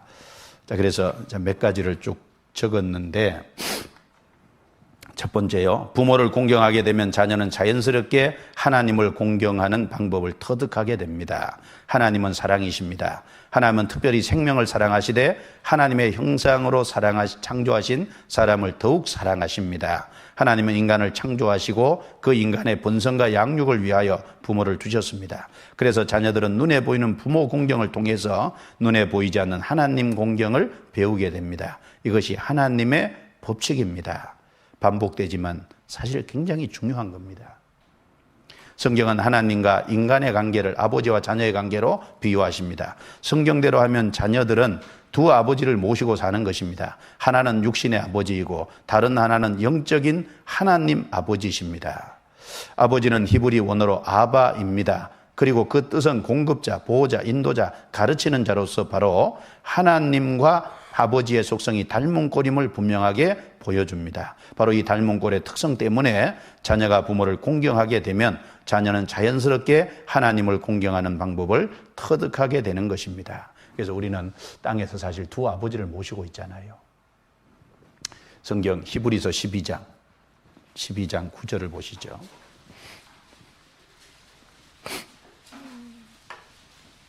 (12장 9절) 같이 읽어보죠. 또 우리 육체의 아버지가 우리를 징계하여도 공경하였거든 하물며 모든 영의 아버지께 더욱 복종하여 살려 하지 않겠느냐. 여기 보면 육체의 아버지가 나오고 그 다음에 모든 영의 아버지, 육체의 아버지와 영의 아버지. 구원받은 사람은 하나님을 아바 아버지라고 부르게 돼 있잖아요. 모든 영의 아버지가 원어에 보면 영들의 아버지인데 구원을 받은 사람은 아들이라는 그리스도의 영이 들어와 있으니까 하나님을 아버지로 부르게 된 겁니다. 구원받은 사람은 두 분의 아버지를 모시고 있는 거예요. 눈에 보이는 육체의 아버지, 보이지 않는 하나님 아버지, 영의 아버지. 자, 그 밑에 읽겠습니다. 자녀가 하나님을 공경한다는 것이 실제적으로 입증되는 것은 육신의 부모에 대한 효행입니다. 하나님을 공경하는 사람은 반드시 그 부모를 공경하는 것으로 입증됩니다. 또한 부모를 공경할 줄 아는 사람은 자연스럽게 선생님들과 윗사람들까지도 공경하게 됩니다. 이처럼 하나님 경외는 부모에 대한 공경으로, 어른에 대한 공경으로 이어지는 것입니다. 레위기 19장 31절, 32절 같이 읽습니다. 너는 샘머리 앞에 일어서고 노인의 얼굴을 공경하며 내 하나님을 경외하라. 나는 여호와니라. 여기 하나님이 하시고자 하는 메시지가 가장 핵심적인 것은 뭐예요? 내 하나님을 경외하라. 이 말을 하고 싶은 거잖아요. 이 말을 하고 싶은데 그럼 내 하나님을 경외하는 것이 뭐냐? 샘머리 앞에 일어서고 노인의 얼굴을 공경할 때 하나님 공경하는 것도 경외하는 것도 배우는 거예요. 거기서 연결되어 있습니다. 2번, 하나님 학부모 교육의 열매는 부모님께 순종하는 것으로 익어갑니다. 우리 자녀들은 들 사람이 아닌 리브가의 장막에서 길들여진 사람이 되어야 합니다. 요즘은 부모들이 자녀의 심정을 헤아려 자녀의 비율을 맞추려고 안간힘을 씁니다. 부모들이 자식들의 눈치를 보는 시대가 된 것입니다. 그러나 우리는 자녀들이 부모의 심정을 헤아려 부모를 기쁘게 해드리도록 어린 시절부터 가르쳐야 합니다. 부모 공경은 바로 하나님 공경이라는 것을 가르치고 부모를 기쁘게 해드리는 것이 곧 하나님을 기쁘게 해드리는 것임을 가르쳐야 합니다. 그리고 우리 자녀들이 부모님을 기쁘게 해드릴 수 있는 대표적인 방법이 바로 부모님께 순종하는 것입니다. 에베소서 6장 1절, 자녀들아 너희 부모를 주 안에서 순종하라. 이것이 옳으니라. 반가로 1번입니다. 부모에게 순종하는 것이 부모님을 기쁘게 해드리는 것임을 가르칩니다. 그래서 그 밑에입니다. 자녀가 성경을 읽고 기도하는 영적 믿음의 열매는 부모 공경으로 나타나야 마땅합니다. 따라서 자녀는 마땅히 부모님을 즐겁게 하며 자신을 낳은 어머니를 기쁘게 해드려야 합니다. 잠언 23장 25절 같이 읽을까요? 내 부모를 즐겁게 하며 너 낳은 어미를 기쁘게 하라. 하나님께서는 눈에 보이지 않는 하나님을 기쁘게 해드릴 수 있도록 하기 위해 눈에 보이는 부모를 자녀들에게 주셨습니다. 그러므로 근본적으로 하나님을 기쁘게 해드리기 위해서는 먼저 부모를 기쁘게 해드려야 합니다. 신앙의 열매가 구체적으로 표현되는 것은 아버지 어머니를 기쁘게 해드리는 것으로 표현된다는 것입니다. 자녀가 부모를 만족하게 하면 하나님도 만족하시며 부모님을 노엽게 하면 하나님도 노여워하십니다. 자녀들에게 아버지 어머니를 기쁘게 하기 위해 자신들이 할 수 있는 일을 찾아서 실천하도록 하십시오. 그래서요, 그런 이제 예를 좀 들면 결혼 기념일 같은 경우에 꼭 자녀가 챙기도록 만든다든지 부모의 생일을 자녀가 꼭 기억하도록 해서 부모에게 어떤 작은 선물을 하게 만든다든지, 그리고 이 공부를 잘 하면 부모가 이제 기뻐한다는 것을 좀 가르쳐서 공부를 잘하게 하는 것도 부모를 기쁘게 하는 것임을 좀 가르치고, 예를 들면 부모가 이렇게 말하잖아요. 공부 안 하면요, 공부 좀 해라. 너 잘 되라고 하지 나 위해서 하냐? 사실은 부모 위해서 하잖아요. 그 말 하면 안 돼요. 그렇죠? 그래서 이제 부모를 사실은 위해서 하잖아요. 자녀가 공부 잘하면 부모 얼마나 마음이 흡족해요. 그러니까 자녀가 처음에 무슨 공부를 하는 게요, 나는 뭐 세상적으로 대단한 어떤 사명을 갖고 시작하는 게 아니잖아요.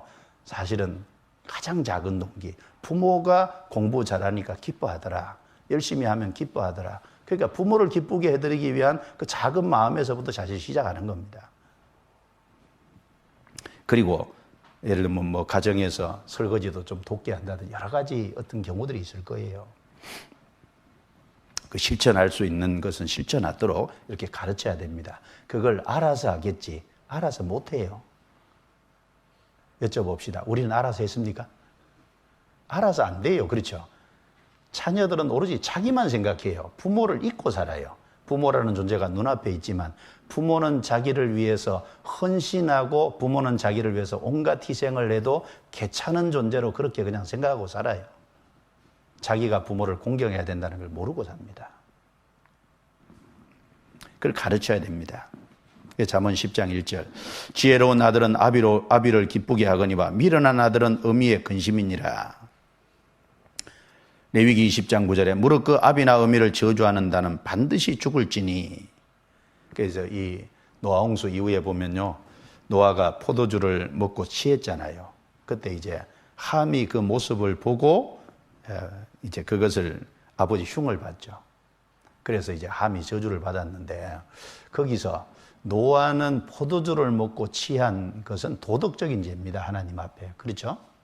그런데 함은 위아래의 개념을 근본적으로 거스리는 질서의 죄를 범한 거예요. 질서를 거스리는 죄를 범했습니다. 저주는 누가 받았어요? 노아가 받았어요? 함이 받았어요? 함이 받았습니다. 도덕적인 죄보다 훨씬 큰 게 뭐냐면 위아래를 몰라보는 죄가 훨씬 큰 거예요. 질서를 거스르게 하면 안 돼요. 그래서 이 자녀들에게 순종하도록 가르쳐야 됩니다. 그런데 순종하는 것은요, 어릴 적에 하면 할수록 더 빨리 효과가 있습니다. 커서 순종하게 만든다는 게 여간 힘든 게 아닙니다. 그래서 어떤 사람은 3세가 되면 자녀 교육은 끝난다 그래도 좀 지나친 말이죠. 지나친 말인데 그게 부모에게 굴복하는 것을 가르치는 겁니다. 어릴 적에 부모에게 굴복하는 것을 배우면 그게 평생 갑니다. 근데 그걸 늦게 가서 잡으려고 하면 그게 힘든 거예요. 그리고 그 부모에게 공경하는 것을 가르쳐 놓으면요, 하나님께 순종하는 것도 쉽게 할 수 있어요. 그래서 위아래를 구분하는 거 있잖아요. 이게 아주 사람이 인간 됨됨이가 됐다 안 됐다를 첫 번째 뭘로 보냐? 위아래 구분하냐 구분 못하냐, 이것이 첫 번째입니다. 위아래 구분하게 만들어 놓으면요, 그 아이 평생 자라는데 좋은 도움이 돼요. 직장에 가서도 위아래를 구분해야죠. 좀 구분 못하니까 뛰쳐나오잖아요. 구분 못하니까 들이받고 문제 생기고 그러잖아요. 이걸 위아래를 구분하게 가르쳐 놓으면요, 그 평생 자라는데 인생의 길이 순탄하게 되는 거예요. 근데 위아래를 구분 못하게 만들어 놓으면요, 부모가 그렇게 자녀를 방임해 놓으면 평생 살아가는데 고생인 거예요, 그 자녀가. 방가로 2번입니다.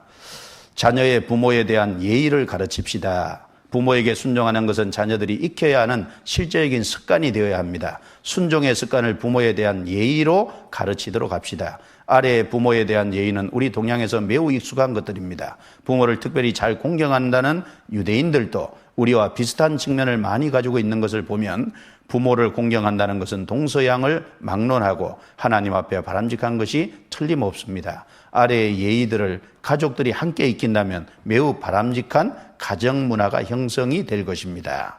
그래서 11가지를 쭉 적어놨는데요. 높임말을 사용하게 하는, 그리고 정중한 자세로 앉도록 하는, 부모 앞에서 부모님이 식탁에서 수저를 먼저 드신 후에 자녀가 수저를 들도록, 순서죠. 그리고 여기 우리 어머니 분들은 식사를 준비하면서 자식들만 먹지 않도록 합시다. 부지런히 일어나 식사 준비를 미리 마친 후 함께 앉아 식사를 합니다. 이게 중요합니다. 그러니까 늘 부모가 볼 때는요, 자기가 먹고 있을 때 엄마는 수고하고 있어요. 그거 당연한지 알아요. 그게 아니라 수고해놓고 짝 차려놓고 부모가 앉아서 부모가 먼저 수저를 든 후에 자녀도 들도록. 그러니까 부모는 늘 헌신하고 수고하는 그런 존재만은 아니라는 걸 가르쳐야 돼요. 맛있는 음식은 부모님께 먼저 드리도록. 그러니까 우리가 늘 어떤 그 인터넷에서 보면요, 부모는 늘 그래도 되는 줄 알았습니다. 그렇죠? 그런 거 나오잖아요. 그래서 맛이라도 먼저 푸고 자녀 주고, 나는 안 먹어도 된다. 나는 그거 안 좋아해요. 왜 안 좋아해요? 좋아해요. 그럼 진짜 자녀가 그거 안 좋아하는 줄 알잖아요. 우리 어머니는 쌀밥 안 좋아해. 쌀밥 안 좋아하는 게 아니죠. 먹고 싶은데 이게 먹을 쌀이 없으니까 자녀에게 주고 나중에 자기는 보리밥 먹잖아요. 근데 그렇게 하면요, 진짜 쌀밥 안 좋아하는 줄 안 되니까요. 맛있는 음식을 부모님께 먼저 드리고, 그리고 자녀는 식사를 다 한 후에도 부모가 식사를 마치기 전이면 식탁에 앉아 부모가 식사를 마칠 때까지 기다리는. 그래서 참 어른하고 앉아서 식사할 때, 저도 보면 이제 어른하고 앉아서 식사할 때는요, 이게 좀 식사 속도를 내가 조절하잖아요. 예를 들면 마치기 전에 내가 수저 놓는 것도 참 예의 안 맞는 거고, 그렇죠? 그리고 이제 마치기 전에 내가 일어서는 것도 옳은 건 아니잖아요. 이게 이제 위아래의 기본적인 개념인데 그런 걸 모르잖아요, 자녀들이. 그런 것도 이제 가르치고. 그리고 부모가 집을 나설 때나 돌아올 때는 아버지 잘 다녀오세요. 다녀오셨습니까? 인사드리도록. 부모님이 장거리 여행을 하실 때는 배웅마중을 함께 나가며 무거운 짐을 자녀가 좀 들도록 시키고, 자녀가 집을 나서거나 돌아올 때는 부모님께 먼저 다가가서 아버지, 어머니 잘 다녀왔습니다. 방문을 집 방 안에 계시면 두드리고라도 다녀왔다고 인사하고 자기 할 일 하도록. 이렇게 조부모 방문 시 직접 문안 인사를 드리도록 하며 병중이시며 쾌유하시기를 꼭 말씀드리도록 하고, 부모님이나 이웃 어른들께 인사할 때는 공손하게 허리를 굽히고 하도록 하고, 부모님이 일하시는 곳에서는 반드시 한 번은 방문하게 하고, 근무지에서 부모님의 일을 도와드릴 수 있는 경우에는 부모님의 일을 정기적으로 도와드리는 경험을 하도록 합니다.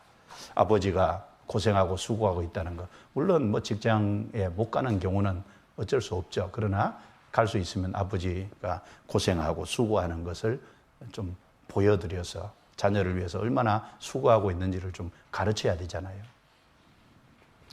자, 그리고 3번입니다. 부모님을 위해 기도하도록 가르치십시오. 자녀들이 부모를 공경하지 않는 이유 중 하나는 자녀들이 부모를 잊고 살아가는 습관 때문입니다. 자녀들이 자신만 생각하며 자기 앞만 보고 살기 때문에 부모에 대한 관심이 없게 됩니다. 그래서 자신이 필요할 때만 부모님을 찾게 되는 현상이 일어납니다. 그리스도인 가정에서는 나는 고생해도 괜찮으니 너만 열심히 공부해서 잘 되면 돼 라는 말이 바람직하지 않습니다. 부모는 마땅히 자녀들에게 공경을 받아야 하는 존재이지 희생과 헌신만을 위한 존재가 아닙니다. 지금 자녀들을 위해 희생과 헌신을 하면 자녀들이 자라서 그것을 알아주고 부모를 공경할 것 같지만 거의 그렇지 못하다는 것은 지금 우리가 육신의 부모님께 하는 것만 보아도 잘 알 수 있습니다. 순진한 바람일 뿐입니다. 오히려 부모를 공경하도록 더욱 철저히 가르치십시오. 그렇게 되면 자녀들이 자라서 부모를 공경하는 모습을 보게 될 것입니다. 자녀가 부모 공경을 하도록 하기 위해서는 늘 부모를 생각하도록 해야 합니다. 마치 그리스도인들이 하나님을 늘 생각하고 사모하듯이 자녀들은 부모들을 항상 기억하고 생각하도록 해야 합니다. 첫째, 부모들이 매주 부모에 대한 기도 제목을 주어서 자녀들이 기도 시간마다 기도하도록 합니다. 건강에 대한 것도 되고 일에 어려운 점도 되고 전도하는 부분도 여러 가지 부모가 기도하는 것을 같이 기도하도록 기도 제목도 주시고, 둘째, 가족 교제 때마다 집안의 일들을 돕도록 일을 만들어 줌으로써 가정의 대소사에 자녀들을 직접 참여시킵니다. 함께 청소도 하고 음식도 만들고 어려운 문제가 생겨 함께 모여서 기도하고 협력하면 어려운 문제들을 서로 헤쳐나갈 수 있는 지혜를 얻게 됩니다. 부모님의 기도가 자녀의 기도가 되며 부모님의 고난이 자녀의 고난이 되며 부모님의 기쁨이 자녀의 기쁨이 되어야 합니다. 물론 자녀에게 알리기 어려운 것도 있죠. 그러나 자녀가 알아서 괜찮은 정도 선에서 알리고 그걸 위해 같이 기도하도록 하고 이것이 필요합니다. 그게 부모님을 헤아리게 만드는 거예요. 하나님 뭐라 그러셨어요? 내 헤아림으로 내가 헤아림을 받을 거라 그랬잖아요. 우리가 하나님을 헤아리면 하나님이 우리에게 도와주시잖아요. 자녀가 부모를 헤아리면 부모가 자녀에게 더 가잖아요, 손길이. 그러니까 자녀의 마음에서 부모님을 헤아릴 수 있도록 헤아리게 하는 건 뭐예요? 생각하도록 하는 겁니다. 부모님을 기억해서 자꾸 생각하도록 만들어주는 그게 꼭 필요할 거예요. 자, 그래서 오늘 하나님 경외 교육과 부모 공경 교육 첫 시간인데, 이제 식사하시고 실습을 좀 나중에 하시고 이 순서로 그렇게 돼 있죠. 그래서 9강까지요 44분이라 그랬는데 중간에 빠지는 분이 좀 없도록 해야 되겠습니다. 무슨 일이 있어도 끝까지 좀 다 마치면 틀림없이 이제 자녀를 가르치는데 큰 힘이 되고 내 신앙의 질서가 먼저 회복이 되므로 가정도 화평하고 평안하게 될 것을 확신합니다. 그래서 너무 부담스럽게 생각하면 또 하기 어려울 거예요. 너무 나에게는 가중한 건데 이렇게 생각하지 말고 듣고 또 가서 조금 이제 할 수 있는 부분부터 실천해 나가는, 그렇게 하면 조금씩 발전해 가는 모습을 보게 될 것입니다. 무엇이든지 단번에 성공하기는 어렵잖아요. 많은 연습과 훈련이 필요합니다. 자, 기도드리고 마치겠습니다. 하나님 감사합니다. 오늘 12기 어머니 교실을 첫 강의를 함께 말씀을 통해 나눌 수 있도록 도와주신 것 감사합니다. 우리가 하나님을 경외하는 것을 삶 속에 더욱 배워갈 수 있도록 도와주시고 또 우리 자녀들의 삶에 가르칠 수 있도록 도와주시기를 간절히 간구합니다. 자녀들이 부모를 공경하는 것이 하나님을 경외하는 것을 배워가는 것임을 우리에게 일깨워 주심을 감사합니다. 자녀들이 부모 공경하는 것을 가르침으로 말미암아 하나님을 더욱 경외하는 삶을 살아가도록, 그래서 자녀의 영혼이 잘되고 자녀의 삶도 하나님의 인도를 더욱 받을 수 있도록 다스려 주시옵소서. 오늘 첫 시간 주님께서 함께해 주심을 감사합니다. 마치는 그 시간까지 끝까지 함께할 수 있도록 도와주시고 많은 훈련과 연습을 통해서 실제 삶이 나아지도록 인도해 주옵소서. 우리에게 맡긴 자녀를 잘 양육하고 가르쳐서 하나님께 드릴 수 있도록 도와주시옵소서. 우리를 구원해 주신 주 예수님 이름으로 기도드리옵니다. 아멘.